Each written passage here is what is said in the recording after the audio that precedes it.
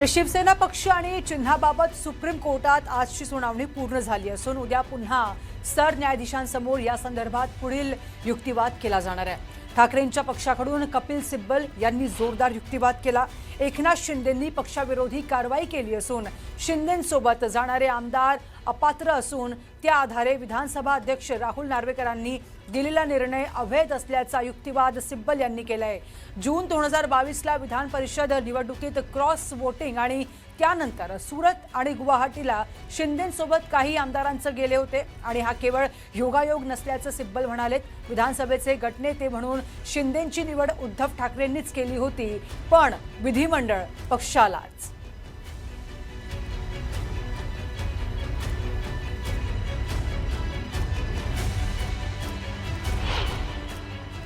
प्रत्येक कृती बेकायदेशीर,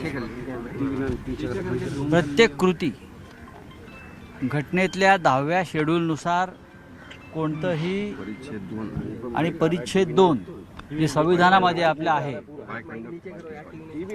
हे सगळे डिस्क्वालिफाय होतील, हे सगळे बरखास्त होतील।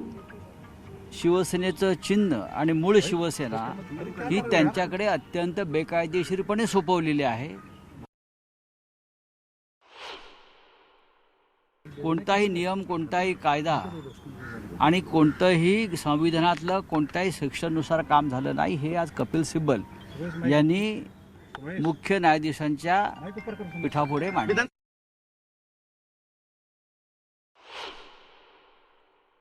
आज काही व्यवस्थित मुद्दे मांडण्यात आले। त्यांनी समोर न्यायाधीशांनी सुद्धा त्या प्रकारचा प्रतिसाद दिला। त्यांनीही काही गोष्टी विचारल्या। त्याचं स्पष्टीकरण देताना व्यवस्थितरित्या तर्क मांडत कपिलजींनी पक्षाची बाजू मांडलेली आहे। आमची जी काही याचिका प्रलंबित आहे सर्वोच्च न्यायालयामध्ये, त्याची सुनावणी आता उद्या दुपारी पुन्हा सुप्रीम कोर्टामध्ये माननीय कपिल सिब्बल यांनी त्यांची बाजू मांडली आणि उद्या माननीय न्यायालयाने उद्याची पण पुन्हा वेळ दिलेली। उद्या पुन्हा 2 वाजता माननीय कपिल सिब्बल हे प्रतिपक्षाची बाजू मांडतील। तर दरम्यान कोर्टात आजच्या युक्तिवादादरम्यान काय घडलं ते पण बघूयात। विधिमंडळ पक्षाचे सदस्य राजकीय नेता कसा निवडू शकतात? सरन्यायाधीश पक्ष निर्णय राजकीय पक्षाने द्यायचा असतो, विधिमंडळ पक्षाने नाही, असं कोर्टाचं म्हणणं आहे। पक्षचिन्ह राजकीय पक्षाचं की विधिमंडळ पक्षाचं, हाच खरा प्रश्न आहे। निवडणूक आयोग पक्षाच्या चिन्हाला मान्यता देतो, सिब्बल यांनी म्हटलं, तर चिन्ह निवडणूक लढवत असलेल्या उमेदवाराला दिलं जातं, असं कोर्टाकडून उत्तर मिळालं। पक्षाची घटनाच नसती तर आलेलं सरकार बेकायदेशीर ठरलं असतं। याआधी पक्षाची घटना आपल्याकडे नसल्याचं निवडणूक आयोग म्हणतोय। निवडणूक आयोगाचा प्रश्न चुकीचा आहे असं सिब्बलांकडून म्हणण्यात आलेलं आहे आणि लोकशाहीच्या मूल्यांचं रक्षण कसं करायचं हे कोर्टाला ठरवावं लागेल असंही सिब्बल म्हणाले। गुवाहाटीत असताना बंडखोर आमदारांनी भाजपशी संधान बांधून सरकार पाडलं असं सिब्बल यांनी म्हटलंय। बड्या पक्षाचा पाठिंबा आहे असं शिंदे जाहीरपणे म्हणाले होते। उद्धव ठाकरेंनी तडकाफडकी राजीनामा दिल्यानं तेव्हा दिलासा मिळाला नाही। पक्षविरोधी कारवायांबद्दल शिवसेनेनं निवडणूक आयोगाला कळवलं होतं। नार्वेकरांची अध्यक्षपदी निवड होताच त्यांनी शिंदेंच्या गटाला मान्यता दिली। नव्या सरकारचा पायात अवैध तरी त्यांनी कार्यकाळ पूर्ण केला असं सिब्बल हे म्हटले आहेत आणि सुरुवातीला 16 आमदार होते, नंतर ते 22 झाले असं सिब्बल यांच्याकडून म्हणण्यात आलं। अधिवेशन बोलावून बहुमताचा मुद्दा कोर्टानं बाजूला ठेवला होता। हे पक्षांतर्गत वादाचं प्रकरण असल्याचं सिब्बल यांनी स्पष्ट केलंय। तर याच मुद्द्यावर प्रशांत लीला आमचे सहयोगी आपल्यासोबत आहेत फोन लाईनच्या माध्यमातून। प्रशांत, काय अपडेट आहे? एक मोठा युक्तिवाद इथे समोर झालेला दिसतोय। महत्वाचं म्हणजे साधारणतः 2 तासाच्या जवळपास हा युक्तिवाद झाला। यामध्ये कपिल सिब्बल यांनी वेगवेगळे दावे केले ज्याचा उल्लेख आपण केलेला आहे, पण महत्वाचं म्हणजे जर बघितलं त्यांनी नार्वेकरांच्या सरकारने जे निर्णय घेतला हा कसा बेकायदेशीर आहे हे सांगण्याचा प्रयत्न केलाय आणि हे सरकार जे होतं हे बेकायदेशीर आहे हे देखील त्यांनी सांगितलं आणि अनेक महत्वाचं म्हणजे जर बघितलं त्यांनी अनेक पत्रांचा उल्लेख केला आणि केंद्रीय निवडणूक आयोगाने दिलेला निर्णय सुद्धा हा कायद्याला धरून नाही अशा प्रकारचा आजचा त्यांचा युक्तिवाद होता. आता उद्या साधारणतः दुपारी 2 वाजता पुन्हा एकदा युक्तिवाद होईल. कपिल सिब्बल काही काळ बोलतील, त्यानंतर पुन्हा जे दुसरे वकील आहेत उद्धव ठाकरे यांचे ते बोलतील आणि त्यानंतर खऱ्याच पद्धतीने जर बघावं लागेल आता यानंतर कशी सुनावणी होते, कारण की मुकुल रोहतगी यांचाही युक्तिवाद रिक्त राहणार आहे. त्यानंतर तुषार मेहता यांचा युक्तिवाद रिक्त राहणार आहे. संजय किशन कौल यांचा युक्तिवाद रिक्त राहणार आहे. त्यामुळे आता या युक्तिवादाची दिशा कुठे महत्वाचं असेल. अर्थातच हे बघणं खूप महत्वाचं असेल. खूप खूप धन्यवाद दिलेल्या संपूर्ण माहितीसाठी प्रशांत. तर बीडमध्ये सुनेत्रा पवारांसोबत झालेल्या पत्रकार परिषदेत न्यूज 18 मराठीचे प्रतिनिधी सुरेश जाधव यांनी बीडमधील गुंडगिरीबाबतचा प्रश्न विचारलाय. तो प्रश्न सुनेत्रा पवारांना केला असूनही धनंजय मुंडेंनी हस्तक्षेप करत विषय थांबवला. यावरून पुन्हा एकदा धनंजय मुंडेंवर चहूबाजूंनी टीका होतीये. राष्ट्रवादीचे नेते सुनील तटकरेंनी धनंजय मुंडेंचे कान टोचलेत. धनंजय मुंडेंच्या वागणुकीवरून सुनील तटकरे यांनी मुंडेंना एक प्रकारे कानपिचक्या दिल्याची चर्चा सुद्धा राजकीय वर्तुळात चांगलीच रंगली आहे. गेले काही वर्ष राज्यातील बीड जिल्हा सतत या न त्या कारणानं चर्चेत आहेत. बीडच्या गुन्हेगारीवरून धनंजय मुंडे अनेकदा टीकेचे धनी झाले आहेत. अशातच प्रदेशाध्यक्ष सुनील तटकरेंनी मुंडेंना सुनावल्यानं आता याचे पडसाद काय उमटतात हे पाहणं महत्त्वाचं ठरणार.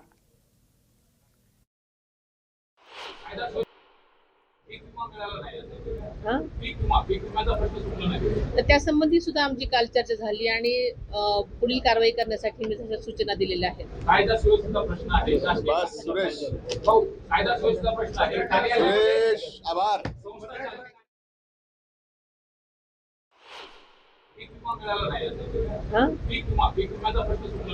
तर त्यासंबंधी सुद्धा आमची काल चर्चा झाली आणि पुढील कारवाई करण्यासाठी मी तशा सूचना दिलेल्या आहेत. कायदा सुव्यवस्थेचा प्रश्न आहे. सुरेश कायदा सुव्यवस्थेचा प्रश्न आहे. सुरेश आभार.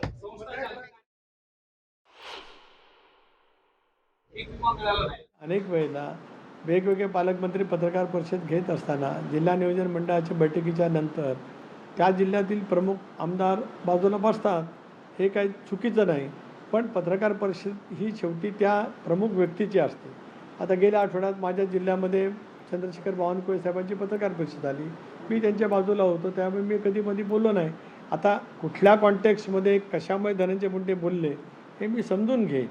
शेवटी पत्रकार परिषद ही मुख्य महनीय व्यक्तीची असते. अशा वेळेला बाजूला बसणं ठीक आहे, पण बाजूला बसून पत्रकार परिषदेमध्ये भाग घेणं हे सुद्धा काय योग्य असं मला वाटत नाही.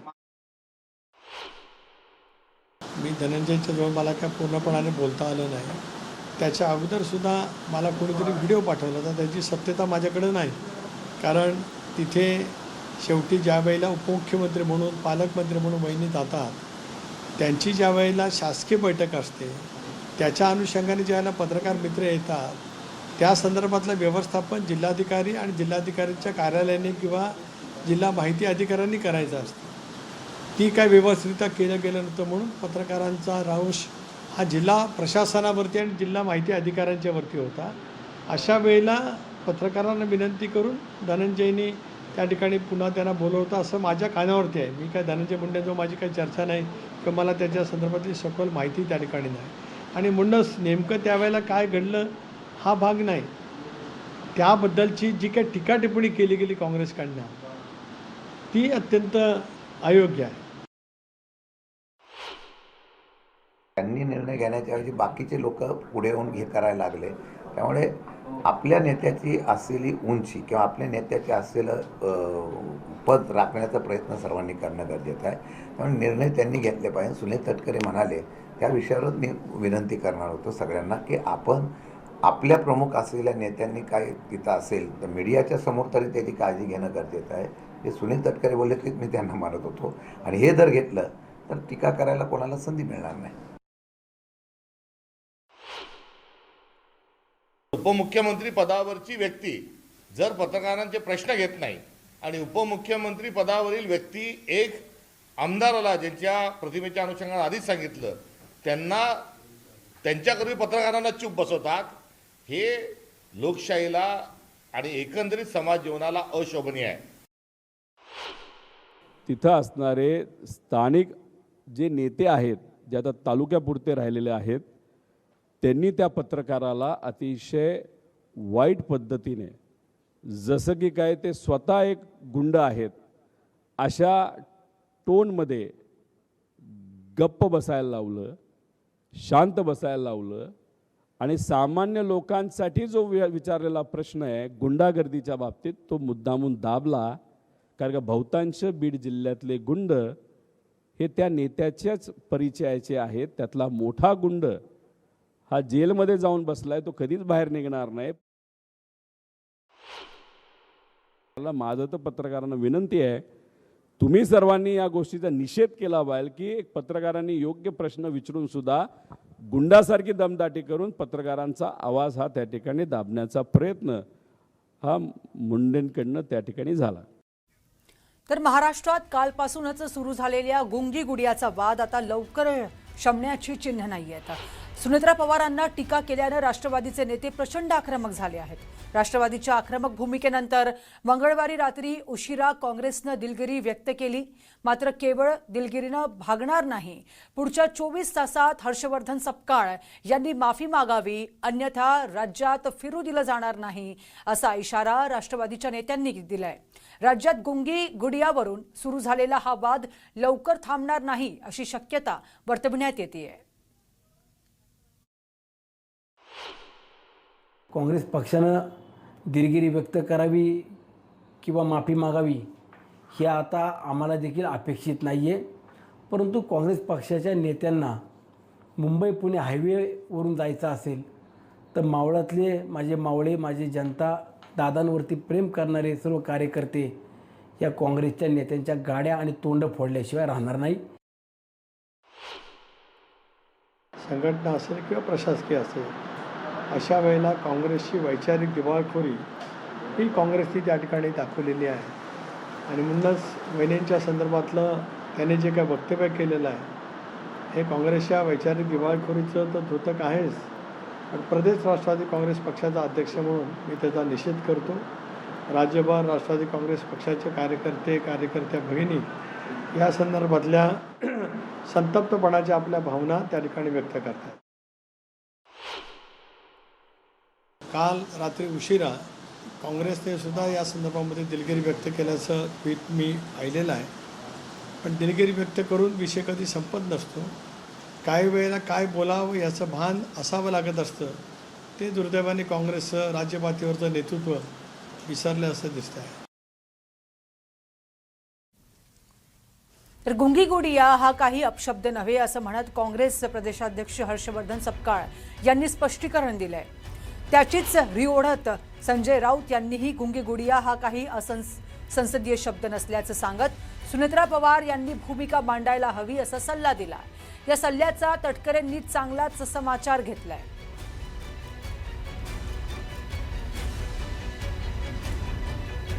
संजय मुंडे ह्यांनी त्यांच्या समोरच्या माईकचा ताबा घेतला असं मी ऐकलं आणि पत्रकार परिषद गुंडाळून त्या निघून गेल्या.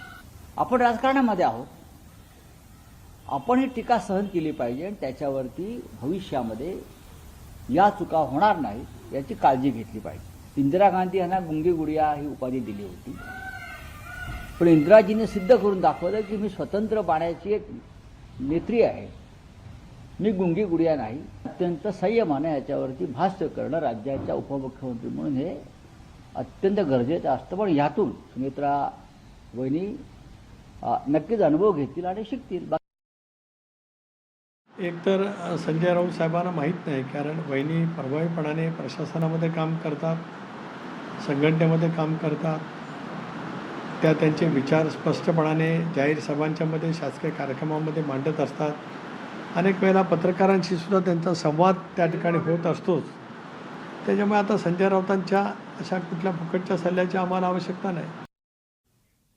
तर एकीकडे काँग्रेसला अल्टिमेटम देताना राष्ट्रवादीच्या नेत्यांनी शरद पवारांच्या राष्ट्रवाद्यावरही हल्लाबोल केलाय. शरद पवारांवर संजय काकडेंनी टीका करत त्यांना मवियातून बाहेर पडण्याचा सल्ला दिलाय. तर त्याला शशिकांत शिंदेंनी प्रत्युत्तर दिलंय. काय बोललेत शशिकांत बघा. पवारसाहेबांची भूमिका काय असेल याचं, तर मग साहजिक आहे पवारसाहेबांच्या सुनेत, आमच्या सुंदराबाईंनी सुनेत, तर त्यांची भूमिका, तर त्यांचा अपमान झाला तिथं आवाज उठवणारच ना.